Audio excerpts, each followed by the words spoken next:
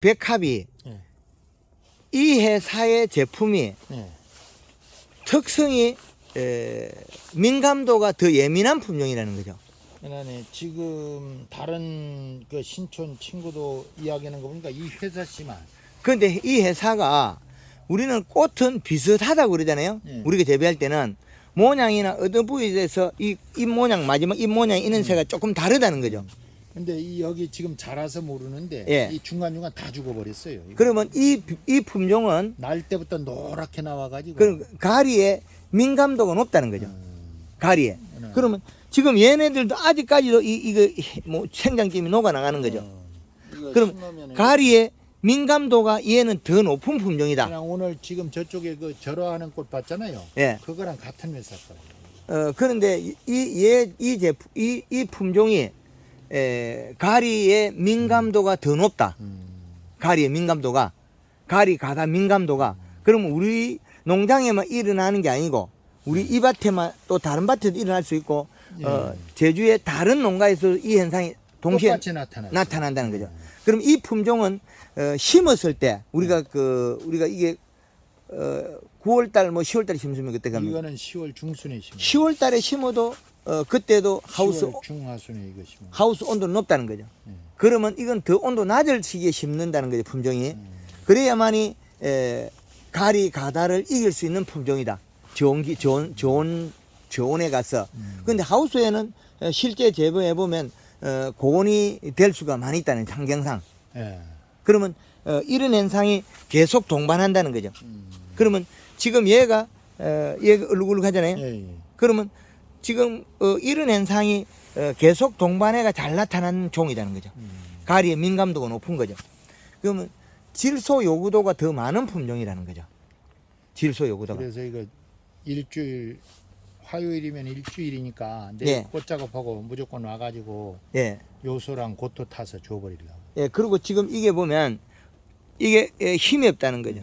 여기도 이제부터 설탕 3kg 줘야 되겠네. 예. 요건 전에 설탕 몇 킬로 줬지? 2kg. 2kg야. 힘이 없어요. 달리기 없잖아요. 그리고 요거는 완전히 쳐졌지. 예. 이거 완전히 쳐졌다. 달리기 없잖아요. 달리기 없다 소리는 탄수화물이 부족했다. 근데 질소 요소를 이게 관수를 하고 요소는 흡수를 했는데 부족한 거는 광합성을 해서 그 시간이 부족하다는 건데 그 전에 시들었다는 거죠. 그럼 우리는 인위적으로 설탕을 공급해서 탄수화물을 채워줄 수 있다는 거죠. 그리고 골드그린이나 골드 칼라 써서 칼슘이나 질소분 또 요소를 섞든 제가 공급해줘요. 2번이라 그래. 예. 그러면 칼라 쓸까? 이거. 예, 그 칼라에 칼슘이 있으니까 칼라를 쓰는 게 나을 것 같아요. 칼라에 예. 설탕 타고 예. 살충제 살균제는 섞어도 상관없으니까. 예, 괜찮아요. 이게 나타나는 게 가리 가다에서 계속 동반하고 있죠. 그러면 씨앗이 났을 때 아래쪽엔 괜찮았거든요. 처음에 씨앗 심고 나서 물을 많이 줬다는 거죠. 예. 그러면 여기에 중간중간 올라오면서 가리 가다 증상이 계속 따르는. 그러면 요런 것들은 적게 나타나고 있을 뿐이지. 그런데 이것도 보면 한쪽으로 뒤틀렸잖아요. 예. 뒤틀렸다. 예. 그러면 뒤틀리지 않았는데도 요 잎도 뒤틀렸어요. 요쪽 잎도. 요것도 자세히 모르게 살짝 뒤틀렸다. 그럼 반듯하질 않아요. 예, 반듯하지 않아요. 요디가 좀 그렇죠. 줄어들었어요. 예, 그렇죠. 그것 또한 가리 가다의 원인이라는 거죠. 그러면 이런 애들은 보면 이 잎이 작아져 버렸죠. 예. 월등히 작아진다고요. 이런 것들이 여기 뒤틀리고. 그러면 이 종은 가리 가다 증상이 많이 나타나는 종이다. 그러면은 요소를 주기적으로 줘야 되겠네. 그렇죠. 요소량이 충분해야 된다. 그런다고 우리가 지금 이 시가 높냐면 이 시가 낮거든요. 가리 가다인데도. 쟀을 때보다는 이 시가 많이 낮아졌네요. 예, 많이 먹었죠. 이 시가 0.6일밖에 안 되잖아요. 수분 30%에. 그러면 인산이 이렇게 많이 있다는 거죠. 인산은 많이 있는데 가리 가다. 그럼 요 놈도 보면 자세히 보면 여기에서 어릴 때 지금 요게 가리 가다가 이제 나타나는 거죠. 그러면 여기 생장점에서 지금 많이 나타나요. 예. 그럼 왜 많이 나타나느냐? 옆에 놈이 많이 먹기 때문에 그러면 얘가 흡수할 수 있는 질소분이 적다는 거죠. 얘는 뿌리를 밑으로 깊게 못 뻗었으니까. 그러면 여기에 부분적으로 요만큼 나타나지 않습니까? 여기 요만큼. 요거만큼 나타나고 요건 또 괜찮잖아요. 요거 거리가 가까운데 왜 그러냐면 얘가 뿌리를 더 깊게 파겠다는 거예요. 여기에 특별히 가리가 많은 건 아닌데 얘네들이 조금 힘의 경합에 밀린 거죠. 그럼 질소분을 적게 먹고 있다 얘들이. 다른 데도 이렇게 이시가 낮은가? 예. 예. 한번. 10cm 찔러서 봐. 예. 그럼 우리 사장님은 감으로 했구나. 예. 여기 한번 찔러볼까? 지금 제일 뿌리가 분포도가 높을 자리를 찾는 거죠. 뿌리 분포도가. 이 시각 1.0. 1.0이라면 저기는 0.5지 않습니까? 저기하고 여기는 차이가 안 차요. 여기 덜 하잖아요. 요쪽에가. 그럼 저기는 0.6인데 이거는 1.0이라는 거예요. 그런데 여기도 가리 가다가 조금 덜해져. 안 나타나 여기는 가까이에. 오히려 이거 석동이 더 심했었어요. 이거 석동이. 예. 가리 가다가 나타난 게 풀리면 요렇게 약간 얼룩한 빛이 있다가 다시 진해져야 돼. 새카맣게 돼야 되는 예, 진해져야 돼. 이 가리 가다는 그 절하를 해도 힘이 없어요. 오래 못 가. 그러게 이제 요런 잎이 하엽에서 이게 나타나면 상부에서 이놈은 뒤틀리고 나타나죠. 요게 지금 하엽에서 나타났다는 거예요. 하엽지니까. 그렇죠. 이 포기가 여기에서 여기 약간 틀리고 여기까지는 괜찮아요. 잎이 잘 생겨서. 근데 여기에서 나타났는데 이건 그 전에 미리 나타나고 있다는 거예요. 이 포기만 나타나고 이 포기 또 멀쩡해요. 근데 여기도 보면 하엽에서 얼룩얼룩 하거든요. 그럼 이 밭 전체에 가리 가다는 진행되고 있다. 그럼 우리가 겨울인데도 왜 이렇게 겨울에는 따뜻한 비료의 가리가 많아야 되는데 왜 나타났냐? 이 종 자체가 가리를 그리 많이 요구하는 종이 아니라는 거죠. 그리고 이렇게 빼곡히 있으면 비료를 아주 잘 먹는다. 많이 먹는다. 아주 단시간에. 그럼 이게 비료 질소 가리는 워낙 많으니까 먹고 남았는데 이제 질소 다 먹고 나니까 가리 먹은 걸 소화를 시키니까 나타난 거죠. 가리하고 질소하고 먹을 때는 괜찮고 1월 오늘 새 첫날 1월 1일에 2023년 1월 1일에 이런 현상이 12월 달에 나타났다면 그 전해에 환경이 안 좋아도 이런 현상이 나타나요. 왜 그러냐면 기후 환경은 안 좋았습니다. 흐린 날이 많으면 질소분을 더 많이 먹어요. 광합성을 해서 영양분을 재생산을 못하기 때문에 그래요. 그러면 가리 가닥 더 많이 나타나요. 그 날씨가 흐릴 때는 비분을 더 많이 줘야 된다. 이 하우스는 연동으로 했는데 하우스 파이프가 상당히 가늘어요. 예.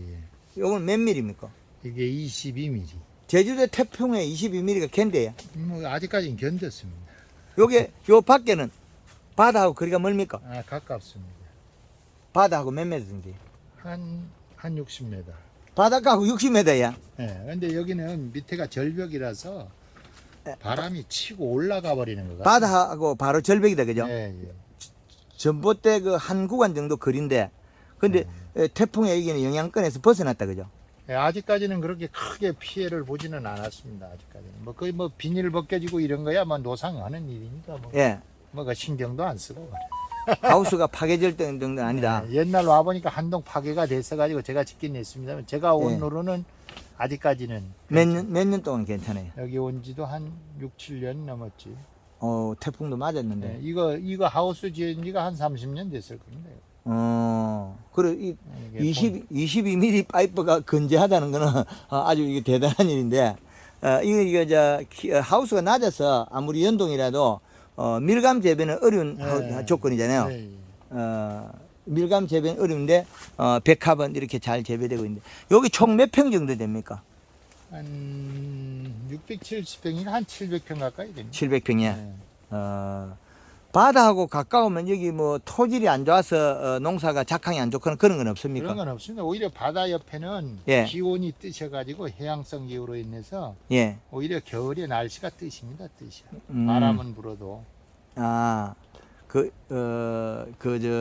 밤온도가 적게 내려간다는 거죠. 예. 그런 장점이 있다, 그죠? 예. 예. 바닷가 가까운 데는 난방비가 덜 먹습니다. 여기가, 예. 예.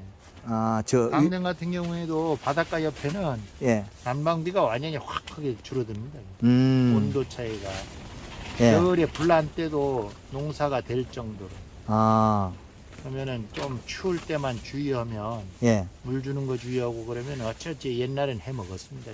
아, 이제 품질은 떨어지죠. 추우니까 이파리도 좀 누리끼리하고 예. 정상적으로 키우는 거.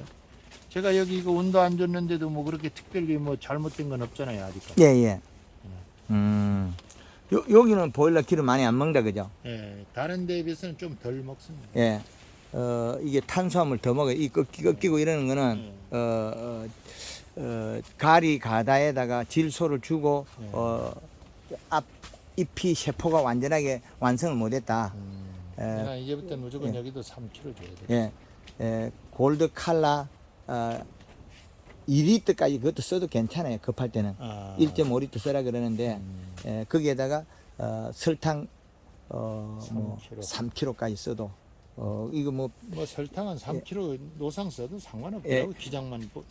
얘는 과일이 아니기 때문에, 여기 표면만 묻어 있는 거기 때문에 큰 장이 없어요. 번뜩거리도 또 뭐 뒤에 물 주면 또 떨어지나 하고. 근데 전착제 안 타니까 예, 물 줘도 잘 안 지워지더라고요. 예. 근데 전착제를 타니까 이렇게 묻는 게 없잖아요. 예. 설탕에 같이 예. 전착제를 예. 썼습니다. 예, 꽃이라 버려가지고 내 몇 번 그냥 썼다가 예, 꽃몽우리도 완전 예, 설탕이. 이렇게 해가지고 뭐라 그럽니까 이렇게 물방울 형태. 물방울 형태로 번쩍번쩍 해버리고 예. 이파리도 그러니까 예. 좀 그렇더라고요. 저 예. 출하하는데 그래서 그 다음부터는 전착제 탔죠. 전착제는 소량으로 이어가 쓴다. 제가 뭐 한 6.7cc 정량짜리 4cc 씁니다. 예, 말당. 예. 거의 아주 반으로. 소량으로. 예. 그래서 이거는 또 말라줘야 되니까 또 약흔이 묻어도 안 되고 그러니까. 그 약흔도 안 생기고 꽃이다 예. 보니까 예. 전착제가 그러니까 뭐 가루약 뿌렸는데도 이 정도면 안 묻은 거잖아요. 예. 이번에 가루약 썼거든요. 그 수화제. 예, 수화제 썼는데도 이 정도니까 뭐 괜찮은 거죠. 안 그러면은 뭐 떡져 가지고 팔아 먹질 못합니다. 너무 꽃에 약 가루가 약흔이 예. 남아 있으면 안 되니까. 예. 그래서 어쩔 수 없이 전착제 안 탈 수가 없어요. 저희. 뭐 이렇게 해서 좋으면 그 홀랐습니다. 품질이 좋은 건데 꽃은 꽃으로 아름다워야 되는데 화려하고. 이게 안 그러면 예. 이게 약흔이 묻어서 이리가 너무 지저분해. 예, 그렇지. 지금 요는 게 꺾임 현상이 일어나는 거 힘이 없는 게 여기에 탄수화물 부족을 빠른 시간에 성장을 하고 질소분이 너무 보충되는. 기장이 빨리 나버렸어. 예, 그렇죠. 질소분이 보충되는데 그래도 이시는 낮아요. 또 더 먹어야 된다는 거죠. 그러니까 한 이거 1.5까지 정도 가는 것 같으면 품질이 월등이잖아요. 우리가 지금 1점 작년 같은 경우에는 사장님 작년 봄 같은 경우에는 이게 1.67 나오는 부분이 있어도 7kg로 주라 그래서 제가 두 번을 7kg 줬거든요. 예. 뭐 그래도 뭐 큰 지장은 없더라고요. 품질이 더 예. 좋아지죠. 예. 2.5까지 간다고 해서 그 나빠지거나 그렇지는 않습니다. 겨울 날씨에. 저는 지금 그래서 원래는 가리가 과다됐다 그래가지고 그러니까 가리는 앞으로 빼고. 당분간 주지 말아야 되겠어요. 예, 가리 빼고 그 사용하면 될 것 같습니다. 예, 하여튼 올해 백합 농사가 대풍이 되기를 바라겠습니다. 네, 고맙습니다. 예.